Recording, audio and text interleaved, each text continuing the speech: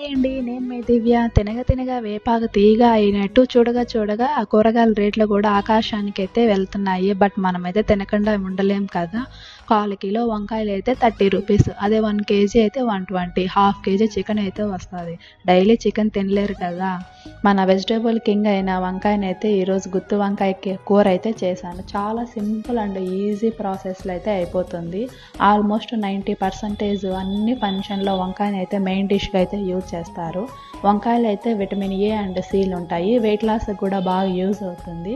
వంకాయనైతే మనమైతే చాలా మందికి కాళ్ళ నొప్పులు దురదలు వస్తాయి అంటారు. బట్ దాంట్లో మనం కొంచెం పులుపు ఎక్కువ వేస్తాం కాబట్టి ఉప్పు కూడా ఎక్కువ పడుతుంది. కొంచెం ఉప్పు తగ్గించి బాగా చేసుకుంటే సూపర్గా ఉంటుంది కర్రీ.